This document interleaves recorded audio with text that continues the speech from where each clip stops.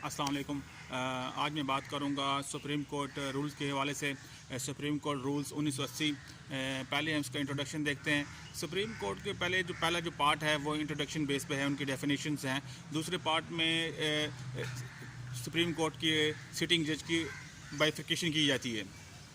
उसके बाद जो इसका पार्ट 1 है इसमें टाइमिंग्स डिफाइंड है कि सुप्रीम कोर्ट की क्या टाइमिंग होंगी। नॉर्मली तौर पे 8:30 से 3:30 बजे तक ऑफिस टाइमिंग है। अगर आप बात करें इसकी पार्ट 2 की, ऑफिसर ऑफ द कोर्ट, यहाँ पे मुराद officer of the court advocates नहीं है। यहाँ पे मुराद रजिस्ट्रार हैं, उनके मुख्तलिफ जो डिपार्टमेंट्स में काम करते हैं, रजिस्ट्रार हैं, सब रजिस्ट्रार हैं। अगर रजिस्ट्रार अगर छुट्टी अप्लाई करता है तो उसको बाकायदा प्रोसीजर है, वो छुट्टी के लिए अप्लाई करता है। उसकी जगह नेक्स्ट फिर असिस्टेंट रजिस्ट्रार के तक, इस तरह के इसके नीचे जाल बिछा हुआ है ताकि जो भी पब्लिक लिटिगेशन है वो डिस्टर्ब ना हो। अब नंबर 2 पे इसका जो मेन जो है इसका पार्ट 3 वो डिफ़ाइन करता है एडवोकेट और एडवोकेट ऑन रिकॉर्ड को। यहाँ मैं बता चलूँ कि एडवोकेट ऑन रिकॉर्ड की term and condition supreme court rules 1980 में डिफ़ाइन कर दी गई हैं। जो भी कोई शख्स अगर सुप्रीम कोर्ट का वकील बनता है उसको मिनिमम 5 साल की हाई कोर्ट की प्रैक्टिस दरकार होती है। उसके बाद वो एक मुसलसल उसके केस चल रहे हैं सुप्रीम कोर्ट में, लगातार 5 साल से वो काम कर रहा हो। अब उसके लिए लाजमी है कि वो बार काउंसिल से सर्टिफिकेट लेके उसमें डिफ़ाइन करे कि मैंने 7 साल से हाई कोर्ट की प्रैक्टिस कर रहा हूँ और मुझे आप सुप्रीम कोर्ट के लाइसेंस की बाकायदा अप्लाई करता है। उसका इंटरव्यू कंडक्ट होता है।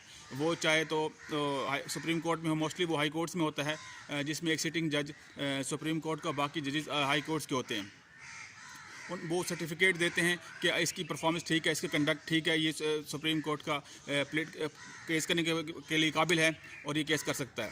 अब अगर मैं बात करूं इनके डिफरेंस बिटवीन सीनियर एडवोकेट और एडवोकेट ऑन रिकॉर्ड को, तो फ़र्क सिर्फ थोड़ा सा फ़र्क है। एक्सपीरियंस वाइज तो दोनों ही एक ही जैसे होते हैं, लेकिन जो एडवोकेट ऑन रिकॉर्ड की जो पहचान है ना, अगर सुप्रीम कोर्ट में जैसे अगर कहता कोई शख्स कहता मुझे किस तरह पहचाने एडवोकेट ऑन रिकॉर्ड या सीनियर एडवोकेट को, उसकी पहचान ये है कि उसने ब्लैक रंग की वास्केट पहनी होती है या कोट होता है या शॉर्ट कोट होता है।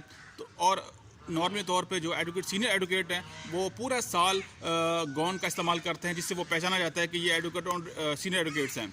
अब अगर मैं बात करूं अटॉर्नी जनरल की, वो तमाम सीनियर एडवोकेट का वो हेड होता है, एडवोकेट जनरल, और ये डिप्टी अटॉर्नी जनरल ये सीनियर एडवोकेट्स में आते हैं। इसी तरह दूसरे महकमा जात के जितने भी प्रोसीडिंग हैं वो इन्हीं के थ्रू आगे चलती हैं। अगर दूसरी तरफ हम देख लेते हैं कि सीनियर एडवोकेट और एडवोकेट रिकॉर्ड किस तरह अपनी जवाबदेही, अपनी कारकर्दगी को मवाजते हैं। इनके लिए बाकायदा एक पैनल सुप्रीम कोर्ट के चीफ जस्टिस साहिबान की मौजूदगी में तश्कील पाता है, जिस पर वो गाय बगाए नज़रसानी करते रहते हैं। अगर कोई एडवोकेट ऑन रिकॉर्ड समझे कि वो मज़ीद प्रैक्टिस नहीं करना चाहता तो वो बाकायदा एक फॉर्म फिल करेगा, अपनी एफिडेविट देगा साथ, और मुकर्रर रजिस्ट्रार को वो जमा करवा देगा। फिर आए सुप्रीम कोर्ट के जज ये समझते हैं कि इसका रहना या इसका रिमूव होना हमारे हक़ में बेहतर है या जुडिशरी के हक़ में बेहतर है, तो वो उसको रिमूव कर सकती हैं।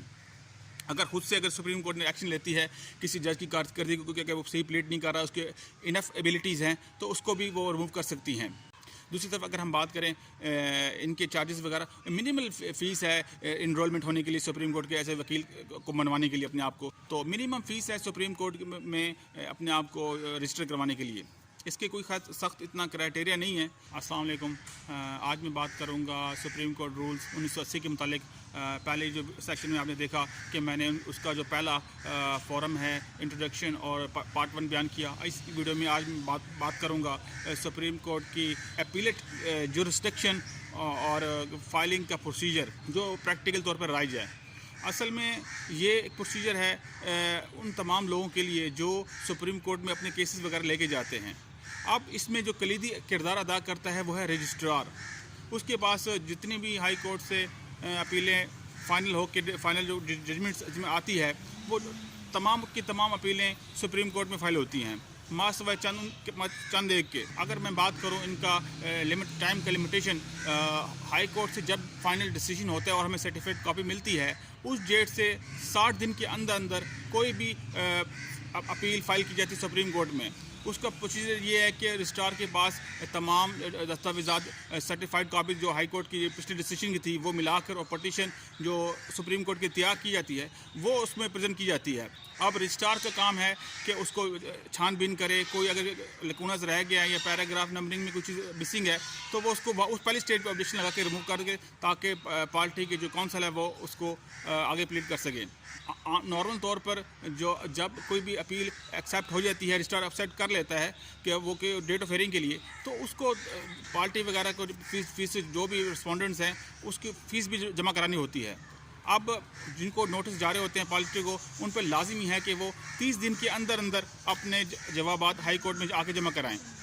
बरसत दीगर अगर वो कोई एप्लीकेशन कंडोन करना चाहते हैं या टाइम बाद की वजह से कोई डिसमिस हो जाती है, वो एक अलग प्रोसीजर है। अगर पार्टीज़ अपना जवाब 30 दिन में जमा नहीं करवाती तो सुप्रीम कोर्ट एक्स पार्टी फैसला देकर पार्टियों को उनके हक़ में सुनवाई हो सकती है। लेकिन ये है कि अगर कोई पार्टी बाद में आकर अपना केस जमा करवाए और सफिशेंट रीजंस बताए अपने डिले की, तो फिर उसको अपील को रिस्टोर किया जा सकता है। तो ये थी जी अपीलेंट की थोड़ा सा प्रोसीजर। और हाँ, ये एक बताता चलूँ कि जब कभी कोई क्रिमिनल या कोई ऐसी चीज़ है, तो अगर किसी भी किस्म की अपील या क्रिमिनल अपील जब कभी सुप्रीम कोर्ट में फ़ाइल की जाती है तो उस पर सुप्रीम कोर्ट अपने पहली हियरिंग में इसको देखती है, इसके कंसाइन स्टेटमेंट्स को, आया ये इसको इजाज़त दी जाए अपील को कंटेस्ट करने की या ना दी जाए।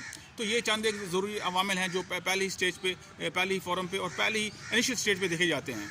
अब बात करूं अगर मैं पॉपरिज्म की, यानी कि पॉपर पर्सन उसको जो अगर कोई कोर्ट फीस अगर शख्स नहीं दे सकता, यानी कि वकील अफोर्ड नहीं कर सकता, दूसरे लवाजम नहीं अफोर्ड कर सकता, तो फिर उसको अपनी तमाम प्रॉपर्टी की डिटेल इनक्लोज करनी पड़ेगी अपनी एप्लीकेशन के साथ। तो फिर सुप्रीम कोर्ट आया डिसाइड करेगा कि आया ये एलिजिबल है या नहीं है।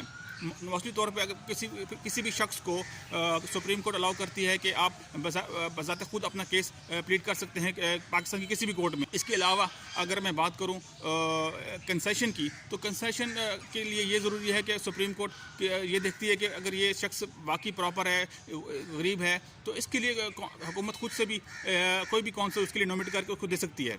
अगर मैं दूसरी तरफ बात करूँ फंडामेंटल केसेस के सिलसिले में, फंडामेंटल राइट्स के सिलसिले में, तो सुप्रीम कोर्ट अपनी तरफ से अपनी मुआवनत के लिए किसी भी एडवोकेट ऑन रिकॉर्ड या सीनियर एडवोकेट को नॉमिनेट कर सकती है, जिसके आम तौर पर उर्फ आम में एमएस क्यूरियस बोला जाता है। ये थी सुप्रीम कोर्ट की चंद एक अहम बातें जो जिनका जानना सुप्रीम कोर्ट में फाइलिंग के लिए बेहद ज़रूरी है। अगर मैं बात करूँ इन बेंचों की तश्कील के बारे में, तो चीफ जस्टिस साहिबान जो हैं वो इस पर अपनी मुतबादला राय रखते हैं और उसके हिसाब से उनकी मर्ज़ी और मुशावरत के साथ मुख्तलिफ बेंचेस बनते हैं। मिनिमम 2 और मैक्सिमम लार्जेस्ट बेंच 9 या 7 जजेस कोरम का बन सकता है। तो ये थी सुप्रीम कोर्ट के रूल्स जिनका फाइलिंग के हिसाब से या किसी भी एग्जामिनेशन के पॉइंट ऑफ व्यू से जानना हर तालिब इल्म के लिए ज़रूरी है और वकील हज़रात के भी बहुत ज़रूरी है। ये थी मेरी आज की वीडियो, उम्मीद करता हूँ आपको पसंद आएगी। हम अपने लास्ट पार्ट में देखेंगे कि मज़ीद इसमें जो स्केड्यूल रखे गए हैं उनका क्या मकसद है, क्योंकि बेसिकली अगर मैं स्केड्यूल की बात करूँ तो उसमें फ़ीसों वगैरह का स्केड्यूल दिया गया है। रजिस्ट्रार में सुप्रीम कोर्ट में कोर्ट की कितनी फ़ीस है और कितनी लागत आती है, ये चीज़ें रखी गई हैं। 4, 5, 6 और 7 आज हम डिस्कस करेंगे सुप्रीम कोर्ट रूल 1980। इसमें हम जानेंगे कि ये किस तरह फंक्शन करते हैं। पहले मैं बात करता हूँ हेबियस कॉर्पस रिट के मुतालिक। जब कभी हाई कोर्ट से रिट खारिज होकर सुप्रीम कोर्ट में जाती है किसी शख्स की बाजियाबी के लिए, तो उसके लिए ज़रूरी है कि वो सुप्रीम कोर्ट में स्पेसिफिक रिट तैयार करे और उसमें फ़ाइल करे और वजूहात बताए कि हाई कोर्ट में अगर ये इसका एंटरटेन नहीं हुई या इस पर अमल दरामद नहीं हुआ तो वो क्यों नहीं हुआ। तो फिर इस पे सुप्रीम कोर्ट अपनी फर्दर इसमें रिकमेंडेशन जारी करती हैं। अब हम दूसरी तरफ देख लेते हैं कि रिव्यू जो पिटीशन सुप्रीम कोर्ट से रिजेक्ट होती हैं, कोई उसके पर रिव्यू 30 दिन के अंदर अंदर किया जा सकता है। बाकी इनके दूसरे मामलात हैं टैक्स ऑफिसर के, वो मुख्तलिफ पटिशन पे मुख्तलिफ एडवोकेट फीस पे वो टैक्स कलेक्शन करते रहते हैं। अगर मैं बात करूँ सुप्रीम कोर्ट के केस डिस्पोजल के सिलसिले में, मोस्टली तौर पे ये देखा जाता है कि रजिस्ट्रार जो है सुप्रीम कोर्ट का वो नॉर्मली तौर पे 3 साल के अंदर अंदर तक का रिकॉर्ड वो पास सेव रखता है। इससे ऊपर का जितना रिकॉर्ड है वो डिस्पोज ऑफ करता है। मिसाल के तौर पे उनके कॉपी रजिस्टर है, मूवमेंट रजिस्टर है, जो कि आम तौर पर सुप्रीम कोर्ट में इस्तेमाल होते रहते हैं दफ्तरी औकात में। ये वो लवाजमात हैं जो रजिस्ट्रार अपनी पार्ट पे करता है। ये चीज़ें जी सुप्रीम कोर्ट के रूल में लिखी हुई हैं, इन पर फॉलो करना सुप्रीम कोर्ट के अमले पे लाजमी है। आप दूसरी तरफ देख लेते हैं उनकी फीस वगैरह, जितने भी पटिशन्स दाखिल होती हैं वो एडवोकेट के साइन से होकर गुजरती हैं। एडवोकेट ऑन रिकॉर्ड रिस्पॉन्सिबल है तमाम चीज़ों को जांचने को परखने का। दूसरी जानिब हम देखते हैं कि जी एडवोकेट ऑन रिकॉर्ड अगर किसी प्रॉपर केस में पेश होता है तो सुप्रीम कोर्ट की रूल्स में लिखा हुआ है कि उसको पर केस कितने फीस अदा की जाएगी, या अगर केस प्रोलॉन्ग करता है तो उसके हिसाब से उसकी फीस का तयन सुप्रीम कोर्ट की जज करते हैं। स्केड्यूल 1 में एडवोकेट्स ऑन रिकॉर्ड की फीसों का तस्करा किया गया, और इसी तरह दूसरे स्केड्यूल में हाई कोर्ट के जो वकील जो नॉमिनेट होते हैं सुप्रीम कोर्ट में, और सुप्रीम कोर्ट के जो वकील सीनियर एडवोकेट्स हैं उनकी फीसों का तयन की जाता है। और बहुत से नमूना जात, पावर अटार्नी, पटिशन के फार्मूले और दूसरे ज़रूरी नमूने इन स्केड्यूल में दिए गए हैं। ये थी वीडियो सुप्रीम कोर्ट रूल 1980। उम्मीद करता हूँ आपको पसंद आएगी।